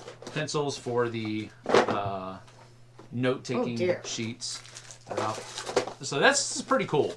I'm actually looking forward to giving this one a whirl, because if Berkey said that he enjoyed it, then I think it's probably going to be something that's fun. Berkey from Game Toppers. Yep. All right, so that is Dubious. Next that was one. Intriguing. Next one. I don't know if I like this one. It looks scary. This one is a game that was given to me for Dubious was also given to me. Actually, all of these were review copies. Yes. That were given to the channel for coverage. So that's one of the reasons why we're pulling them out and showing them. This one was one that was given to us by BA Games. This one is also a review copy. But this is, the play of this is inspired heavily by Bang the Dice game, which is one of the things, one of my favorite games. But it has that Cthulhu theme that's wrapped around it. So there's Lovecraftian theme on this one, and so called Cult of the Deep. Cult of the Deep. And it also has that shiny, is that UV coating or something like that? I can't remember what it's called. But you get what it is, and I don't know if I can get it to kind of give that glare at you or what have you. But I don't think so. I don't know. But Cult of the Deep. 4 to 8 players. 4 to 8 players, which is very similar 14 ages to. plus 45 I think Bang the Dice Game goes down to 3. But the Tome of Rules. I actually like that artwork. I like that, pretty cool. Ooh, So you have a bunch of different dice, and then you have a bunch of different kinds of people that you can be and all that kind of stuff. So this is a picture of the setup and all that kind of thing. So this is a pretty hefty rule book for the kind of game that I think it is. But here's Game End talking to you about it right here. So, and then there's a whole bunch of other stuff that's back here. So you've got different kinds of variants that are in the back of the book, FAQs, small variants, and optional rules. Okay, so a lot of this stuff is just stuff that you don't need. And these look like explanations and clarifications and that kind of thing. So not bad for the rules. But you do have a whole lot of punchy things. So there's... But they're wrapped. Yeah, they're wrapped. So we'll leave them in there for now. Ooh, dual layer boards. No, I like that. That'll have to come out and get shown. Okay, we're just gonna do that because those aren't gonna stay in there. So dual layered boards here. That's pretty nice for. Looks like cubes to sit in. That's what these cubes are for. It looks like. But not dual sided. So 1, 2. Let's see. 3, 4. 1, 2, 3, 4. So these are probably like bad dudes that we have to get, and this is how we track their health over here. Because I think there's only 8 of these. 1, 2, 3, 4. Yep, there's only 8 of these. So one cube for each row. Then we have bags. Ooh la la. These are super small bags, but it looks like there's 3 different kinds of bags. So those are probably some type of resource, and those are wounds, it looks like. So those are neat looking bags. And then a bunch of cards. There's so many things about board games that I mean, my mom should be a board gamer. Like, she loves little bags. She loves cards. She loves art, There's so many things. These look like different cards, different people that you're going to possibly be able to have to fight and all that other kind of stuff. So artwork looks pretty cool. I do like it. I mean, it is what it is. Here are some of the dice that you're going to be using. Whoa. So these are pretty... They're sparkly. Yeah, they're sparkly dice. And they have a different color based on how the light shines Yeah, through some of them, I was just thinking, They look really this one dark, looks super, but then the super light blue, shines but it's through not. it. That's really neat. No, I think they are lighter and darker. They aren't. They are, honey. Guarantee it. This is the same light. This is the same light. I know, but it's different because of how the thing is made. Right. So the things inside of it are going to make it, but this is all like red sparkly dice, and these are all blue sparkly dice. Yeah. No, that's so cool. It just depends on how the light shines through them, and that's pretty neat. I like those dice a lot, actually. Then there are some four-sided dice here as well, and these are like purpley. Boy. Or a dark blue. Yeah. But that is Cult of the Deep. Do we have any more over there? No, honey, just those 4. Just have those 4. So these are actually pretty neat dice. I like them. I usually like them to be a little bit more rounded on the corners, but I do like that they are engraved and not just a sticker on top. So because that'll make it last longer. So I do like that. So these are nice. I like them. We'll skip it back to the first. Make sure. Oh, got a red dice in there. Don't want that. So we're going to put these back together. And We are about an hour and a half in, so we will start taking our lightning round. We do have to get going a little bit earlier than normal today because we have got to get up to Leavenworth for the parade. It isn't far. It isn't too far. It's not too far, but we do want to get up there early. And we're going to pick up one of our daughter's friends. Daphne's friend. So she is actually part of the color guard that Daphne is performing in. Yeah. But because of her mobility issues, it's hard for her to be in a dysplasia. Hip dysplasia. It's hard for her to be in a parade in her wheelchair. Yep. So, because they don't have enough people to push her and stuff like that. So, she really wants to be there and support the team.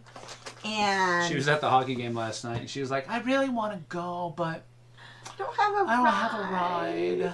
And we were like, "Okay, Yuli, I'll make you up. You know I'll make you up. We'll do it." She's one of those people that I know you've had multiple of your kids' friends that almost become some of your kids. Yep. Right? And they become your other son and your other daughter and your daughter's best friends. And she's one of those. So, of course, we'll pick you up. See? I don't know about this whole broken Bjorn thing. Bjorn's fine. Bjorn's fine. She's one of those people that is kind of not family, but she's one of those kids who, and when we take her, and she looks and she's like, "Mom, well, of course I'm gonna get you food, honey. Like, you're with us. You're part of our family, you know." She's a good girl. Yep, she is. And so we're going to pick her up and then go to the parade and then go to the football game and then go to the hockey game. We don't come home until probably 9 o'clock at night. Puppy will be angry. We'll feed him and he'll be fine. But yeah, he'll not be happy that we've been gone all day. But all day. He will be okay. Well, the kids come back, actually. Yeah, the kids will be able to come back. Kids come back at like let him stretch his legs. 3 or 4-ish. So. And he'll be able to be out for a couple hours, and then he'll be back in. But this, one day out of the week, that's not bad. One day. I'm usually home most of the day. Yes, you are. During the week, and so I usually have him in here with me in the studio. Unless I'm recording and I don't want him to get into something because he will. But yeah, it's one of those things. All right, so if we have anybody left that's watching, Jack. Jack's probably still here. Ask us. This is our lightning round. We are going to have to end in about 10 minutes, 10, 12 minutes. So this is our lightning round. So you can ask us anything that you want, but it has to have a dichotomy about it. So you either say, choose this or choose this, whatever it might be, whatever subject it might be. Choose this or choose this. Or we have to offer up a third answer that we think is more viable than both of those options. I think it's funny that you go do do do do and I go do do do do. Yeah, it is kind of strange. Like, I don't understand why this would be two choices. Because they're facing each other. It's you have this one or you have this one. Yeah, same thing. Mine's better. Whatever. If your skill level were equal, would you rather play hockey or football? Hands down. Far and away. Hockey. Yeah. Absolutely. I have played hockey recreationally.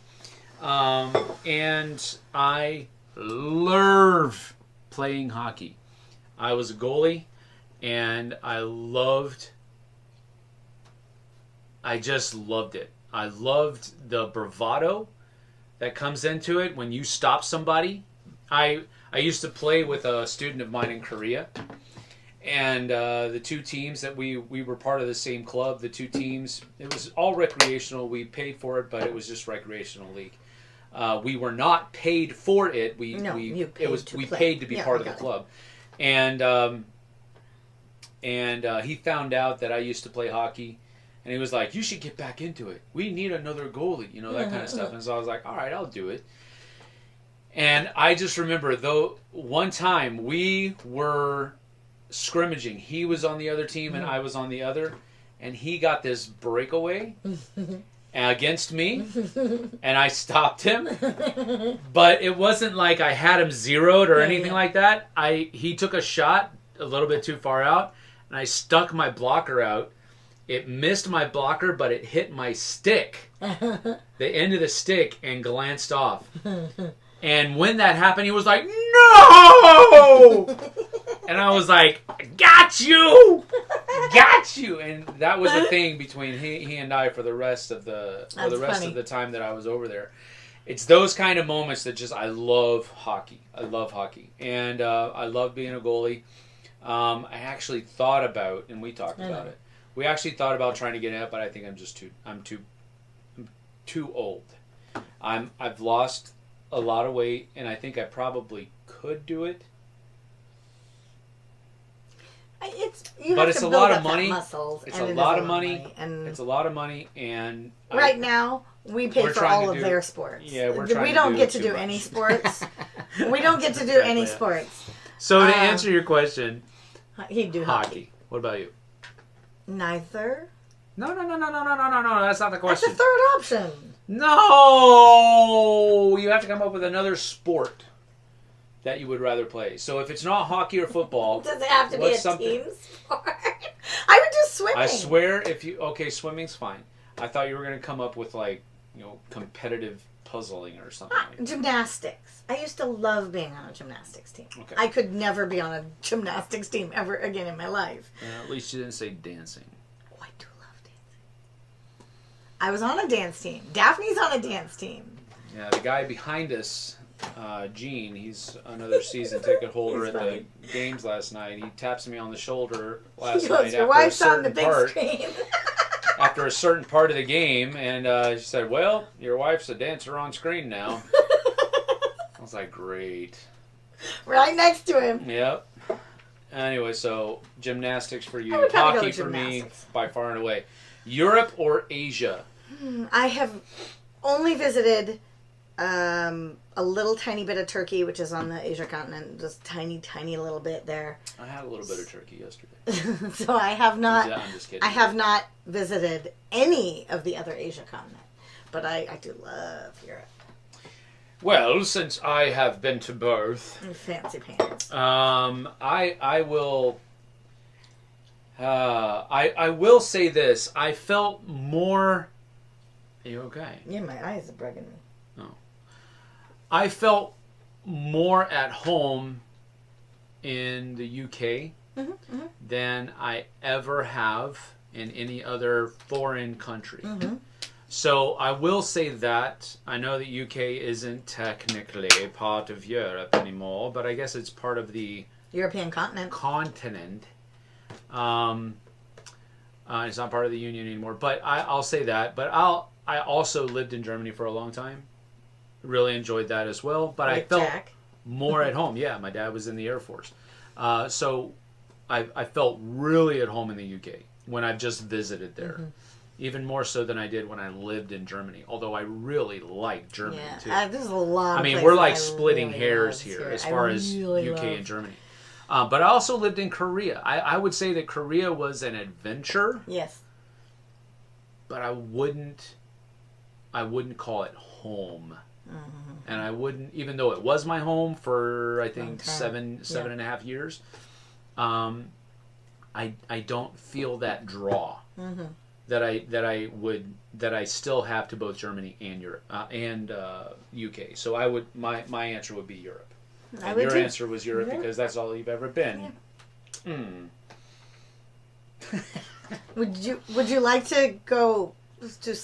I mean, I've been to other places that you. Yeah, I know you've been to other places I haven't been. Shut up, Captain Brazil. I mean, texting or talking? Oh, I love talking. Oh my goodness. She will often utilize the text to talk to text. I do. I love that. And sends the strangest texts that you have to have an Egyptologist to figure out what she's trying to say in these. And I'm like, I have no and it goes idea. on for like this long. And I will just reply, question mark, question mark, question mark. And then she'll get a ha ha ha emoji on that. So yeah, she like combines the two. Yeah, but I do love to talk. It depends. It's kind of my thing. If I can get what I want said in a text, and it's clear and concise enough, I would much rather text somebody and not interrupt their day, right, and let them just get back to me whenever they can, than call them, interject myself into their day. But I for example, I told a good friend of mine, Chris Bartalis, he's with Everything Epic Games, the Big Trouble in Little China people. And he reached out to me a couple days ago via text and said, hey, we need to touch base about blah, blah, blah. And so I could have very easily just sent him an email or a text. Right. But I decided to call him. Right. Because I wanted to touch base with my buddy. Nice. So it just depends. And it depends. Everything at my work, I do on text. Because there's a trail. There's a trail. Yeah. And I don't really want to talk to you on my weekends when you text me. That's true. I mean, I'm on my weekend, and I know it's going to lead to something about work, about something that I don't want to deal with right now. I'm on my weekend, so or I'm off for the night. So if it's my work people, I'm just going to text them. Real setting or fantasy setting for a board game? Oh. That depends on what the real setting is, because there's like a whole lot of there's like a whole lot of different settings within the word real that you could go with. Wow. That's a good question. I can't think of a lot of the games that I like. Like if I were to look at, just pick anything, Tiny Towns. Well, that's not a real thing. I can't do it. It's not a fantasy setting. No, it is a real setting though, because it's a real town back in blah blah blah blah blah. Right. So it's not a fantasy setting, but I guess maybe if they came up with a fantasy version, like it's not the church. Right. You're building the castles and I don't know. I guess I would say real-ish. I would probably. Man, it's so determinant upon what the theme is. Each game, like look over these. I mean, we're kind of split in what we have. Yeah, I mean, if you look at like some of the games that we've had that we've been really excited about here recently, Tribes of the Wind. That's a real setting. It's a post-apocalyptic setting, so it is a little bit of fantasy, but it's still supposed to be set in this real world. There's Among Us. Not Among Us. After Us. Yeah, After Us. That's another thing. Yeah. It's a real setting. So I would imagine, say real setting. I would probably say, more often than not, I would say real setting. But I do like fantasy settings as well. So bungee? No. Or skydive? No.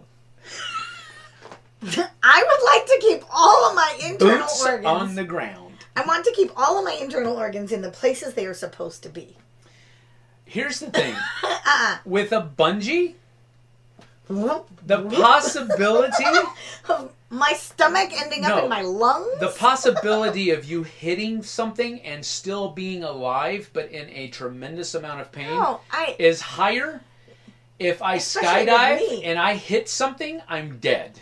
And there's no pain. It's just that was fun. No. I'm going to say no to both. I'm going to go skydive. Look. And my son, David, is probably going, no, because he's paratrooper. So I'm going to go with that. I would say no, neither. Because if I'm in a perfectly functioning plane, I'm not jumping out of it. Would you rather own... Adil Majid says, looking good, Sam. Thank you. I appreciate that. Would you rather own a wand or a lightsaber? I know what she's going to say, and I know what I'm going to say. We differ on this one, and I can they answer are the for opposite Sam. into the subject. Sam would say lightsaber, and she would say a wand. Yes. Because my lightsaber will slice your wand in half. Not at all. Yes, it will. It'll slice your hand off. You won't get close enough. And then enough. I will be able... Yes, My I will. wand will stop you at a reach. You won't get close enough to be in lightsaber striking distance. Who's the bad dude in... that no-nose dude? Voldemort. Stupid name. Vader would make short work of Voldemort. I am Lord Tom Riddle. I'm just saying. Vader could do his little strangle thing. Vader would make short work of Voldemort. Yeah, well, okay. Let me just say this. In the magical world, Voldemort, who is supposed to be the most powerful creature of bad wizard of the whole Harry Potter universe, was a terrible wizard, actually. Everybody beat him. So... Thank you for bolstering my argument. It's part of the story, though. Like... Okay, I'm choosing wand. He's choosing lightsaber. Carry on. That with is your true. light swaber. Light swaber? Swaber. Doctor Who or Sherlock Holmes? I never watched any of the Doctor Who. Did you? I like Sherlock have Holmes. watched some of it because my friends over the years have been, Doctor Who is the best. Right. You gotta do this. So awesome. And I watched it and I'm like, this is very strange. Yeah, I never really watched Doctor never Who. got. I've loved a lot of different British TV shows. Or... Sherlock Holmes. Oh, Sherlock Holmes by far and I away would be my liked it. choice.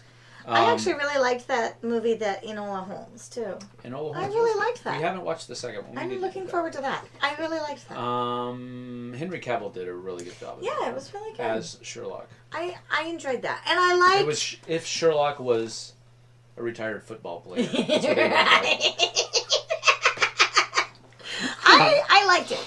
I liked it. Travel across the country on a train or in a car?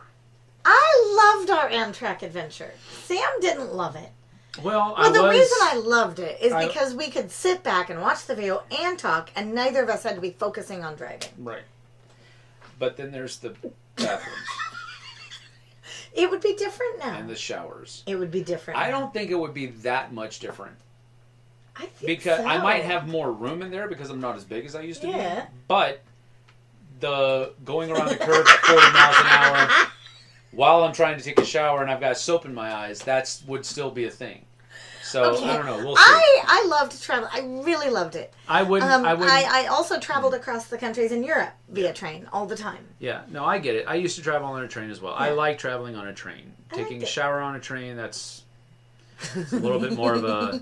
It's like having a dexterity check in the middle of... Oh, I don't need a dexterity check. Oh, yeah. Yeah, you do. You need a dexterity check in the worst way right now. Otherwise, you're going to fall, and there's only a piece of cellophane keeping you away from everything else, and everybody's seeing your junk. Yeah, no, I don't... There was a handle. There was a handle. There was a door. Nobody else is seeing your junk. Yep. Daniel Kramer's here. Sorry I'm late. Nope, it's okay. No worries. We were just here early. All right, a couple more, and then we got to get out of here. So, to be fair, I would much rather travel in a car because I can talk and drive at the same time.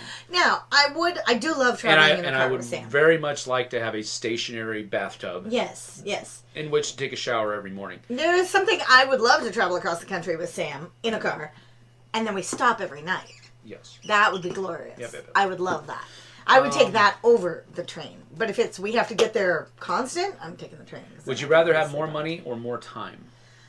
Oh, right now, time, please. Yep. Just please. More time. Please. I would agree with that as well. Would you rather eat only cheese for 1 year or not be able to eat cheese for 1 year? So you got to understand this. The only thing you can eat is cheese. For 1 year, 365 or 66 days, cheese. My intestines would die. Or not have to eat cheese for 1 year. Well, that's kind of where I'm at. Not be able to eat cheese. That's where I'm at. That's where she's at. She's on an anti-inflammatory diet. Which is no dairy. Which is really bad because cheese has a lot of protein in it. My two favorite things are bread and butter.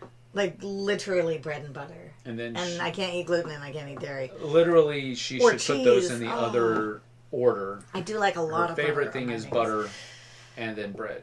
I will ask her frequently, would you like some bread with your butter? I do carry and put a thick layer. Thick layer. Like a layer of butter on my bread. So I would have to say I will choose to eat no dairy, no cheese for a year. Yep. And then I will make a sad face. Yep. Cheese, dairy products, Jason, is what she has to stay away from. All of it, and gluten. Milk, cheese, tomatoes. milk products, all that kind of stuff. She has to stay away from them. Now, she doesn't always stay away from them, but she has to keep them on a... Last night at the hockey game, I ordered my coffee drink with my special coconut milk. She's like, we only have almond milk. And I was like, ew, I don't like almond milk. Yeah, almond milk is nasty. So I chose to have my special drink with regular milk. Oh! That's what happens when I let her order. Last time. You bad person. I was. So I have to be better. I have to be better. But it's not an allergy. We also had to try the deep fried Oreos. I didn't like it. It was gross. Yeah, I think they put... I didn't like it at all. It almost made me sick. They put way too much breading on it, on the Oreos. We will not be eating them again. I enjoyed it. I didn't like it. But I had one Oreo, and I was like, that's enough. I had maybe I had like 2 bites of one Oreo, and I was like, Yeah, they are not as good as they probably could have been. That being said, if we're talking about Oreos, Frito pie, however, the mint was really good. The mint gluten-free Oreos by Nabisco Oreos. We have to keep those on lock and key. Wow, those are so good. They're better than regular Oreos. Yeah, they're so good. If you ever need to buy something gluten-free and you're looking for something sweet, the mint Oreos, gluten-free, are so good. Yep, absolutely. Have you played Oathsworn? I just got my copy in. It's a lot. No, I have not, but I have seen people posting their pictures of Oathsworn. And, is it a lot? It's a big game. Oh, dear. It's got really nice miniatures in it, too. JT got a copy of, can't remember the name of it, but it's a cyberpunk adventure game. Oh, dear. Cyberpunk-ish. I don't think it's the actual Cyberpunk IP, but it's a Cyberpunk-ish adventure game from Awakened Realms. He just got that in yesterday, so we're going to be playing that live. Fun. We were thinking about doing an unboxing, but there have been a lot of unboxings of it already, so we're just going to get a playthrough of it done first. Nice. So he's doing that, but. That is about it. We're going to get on out of here. I've got to say, I've got to have my son out the door with his mom here in just a little bit. So, about 5 minutes. So, we're going to get out of here. Happy Saturday. Thank you for spending time with us. Absolutely. Thank you for spending time with us. We appreciate it. Hopefully, this has been an enjoyable time. If not, I'm sorry. We'll try again next week. Tomashi, there, yes, that's what it is. Tomashi. Thank you, Brian. JT just got his in. How easy would it work to play over a webcam? I can't, unfortunately, because we're literally I'm going to click in stream, see my son out the door, and then we're going to hop in the car to go to Leavenworth. So I can't do it today, buddy. Sorry. But in the future? In the future, yeah, we can absolutely look at that because we can absolutely do that. I have no idea how that would work. But it seems like we have some sort of technology to do that. It seems like we probably could do that. Right. But we're going to get on out of here. Thank you for joining us. We appreciate it. Here we go. I feel like I'm in the blocks and the gun's about to go. I mean, the whole rest of the day just starts like. All right. Have a good weekend. The Whoopsake. Have a great weekend. Thank you. See you, Brian. Everybody else, Adil, Daniel, Jason, Dad, if you're still here, have a great weekend. I'll try to reach out, text with you later on. Let's see. Tom, thank you for being here and being a moderator for us. Food, Wood, Stone Gold, thank you. Terrier Halo's not here anymore, but thank you. Anyway, we'll see you guys and gals on the flip side. Bye. Take care.